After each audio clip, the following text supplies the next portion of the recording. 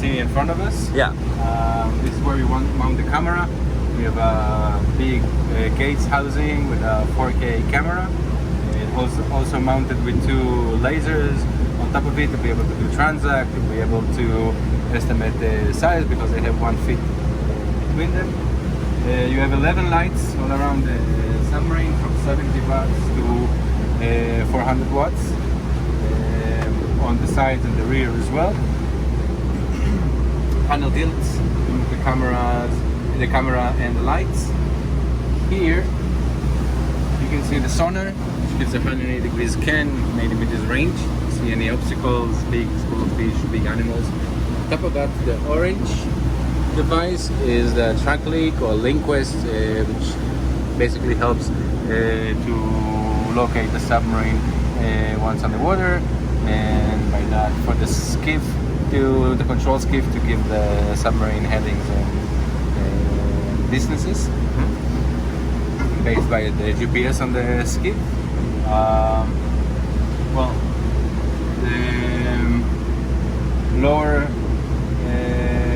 hemisphere, hemisphere, and the upper over there, you can see that it opens like in a clamshell design and close down into a bubble. That's the hinge right over there. If you look on the sides,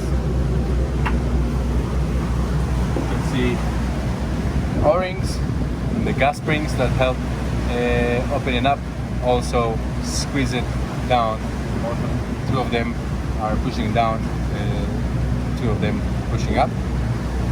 You can see the flotation bags to help the submarine float on the surface, and basically have a role also like a boat. You can also navigate on the surface. This is also one of the main advantages because it gives you a chance to lower the submarine unmanned into the bay. You don't have to put the men inside and then lower them lower the submarine with the people inside with the crane, which makes it a little bit more dangerous, and of course it gives also easier access to come on board the submarine. That's where we keep the robotic arm.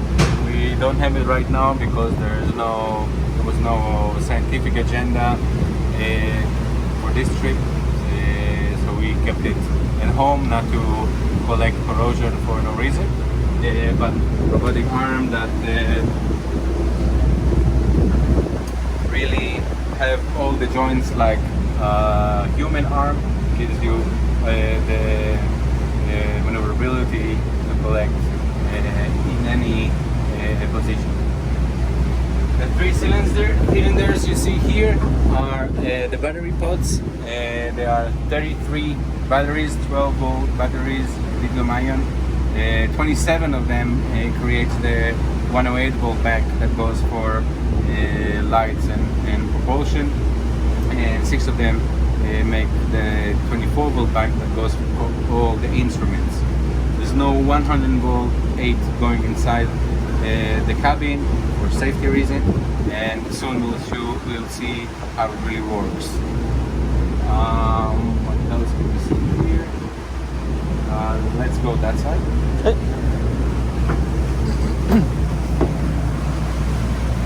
Here and on the other side there are rate release system, 240 pounds in total. You can release it. It's part of the safety envelope, let's say, of the operation. You can drop 240 pounds and just go straight up to the surface. Oxygen tanks, and on the other side as well has a redundancy. This is the main. On the other side you have the reserve, and this is the air for the ballast. We have 8 thrusters. Cannot really see all of them, but 1, 2, 3, 4. You can activate only the top 2, or only the top bottom, or all 4 to get more propulsion. You have here, maybe you can see here, the vertical thruster that help you push down, because the submarine will start positively buoyant for safety reasons. There's no power, it automatically comes up to the surface.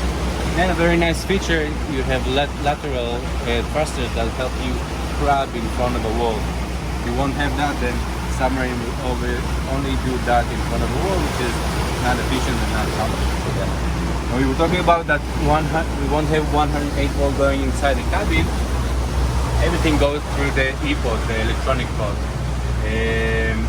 There are remote switches inside the cabin that basically turn on and off, activate a motor inside the e-pod that's turn a breaker on or turn a breaker off, and like that you keep the cabin free from high voltage.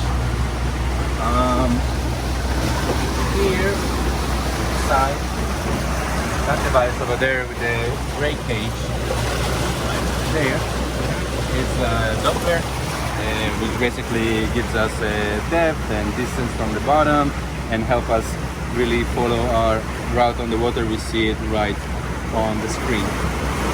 Another thing in the front that I forgot,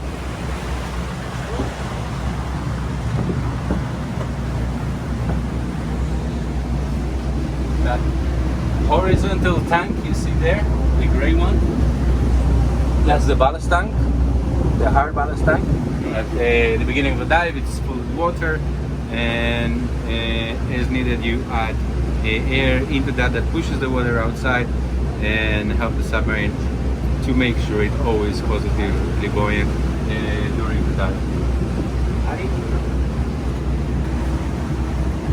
On top over there you can see the transducer for the communication. That little thing on the top that basically also help with communication between the submarine and the skiff. We give comm check every 15 minutes, the signal is very clear, and that rounds up the devices around the submarine. Very good. You can see flow panel to inflate the front bladders. Inside the front bladders you have also reserve bladders. In case one is punctured, you can always blow the one inside to guarantee flotation on the surface. This is to blow the rear, and the ballast tank that we were talking about before, we call it the BCD. That's the monitor where you will see the sonar and the Doppler. You have CO2 level readings. The sensors are right behind that seat.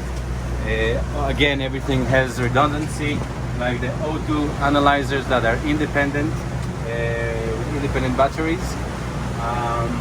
You have there the 24 volt bank meter and the 108 volt bank meter. This console control lights, panel fields, computer, put the system on halt or run. You have lights to indicate leaks or ground leaks, activating AC, the sonar, the Doppler, lasers, the batteries. This is the panel to control the robotic arm once we have it.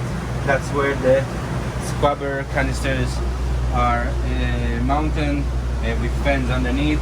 You have fans on the top, the AC fans that help circulate the air inside the cabin to maintain, of course, to help the CO2 level to go inside the scrubber to observe.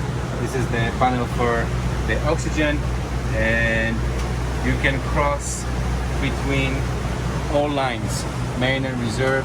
In case you have a leak, you close one and open one through the main, for example, and maybe through the flow meter of the reserve. You can cross all lines.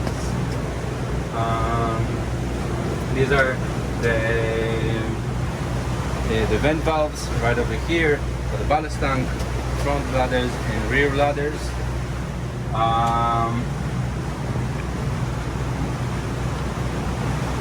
Yeah, that's good. You have 3 emergency buoys right here that can be released from inside the cabin or remotely from the surface with the control skiff. In case we don't have, let's say, location of the submarine from the surface, or the submarine is somewhere on the bottom and can come up, we release that. It has a very strong 2,000 meter Samson rope to be able also to winch it up. Never happened in 3,207 dives, but it's part of the safety. Good. The topsy, basically the control of the skiff of the deep sea. We can step inside, see some of the setup, and that helps maintain the safety envelope of the operation.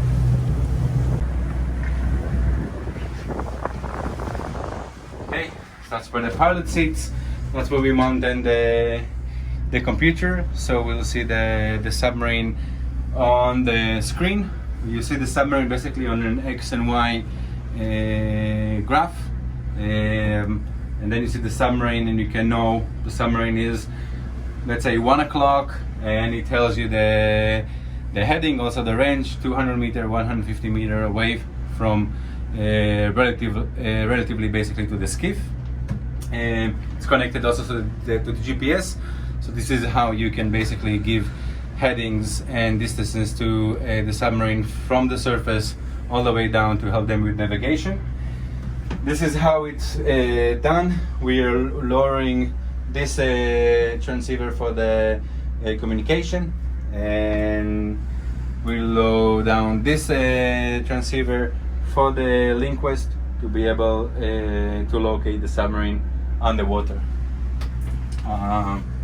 Yeah, everything now is Taken apart. It's taken okay. apart to after Transit. a trip, but Yeah. No, this is a good that's how it overview. works.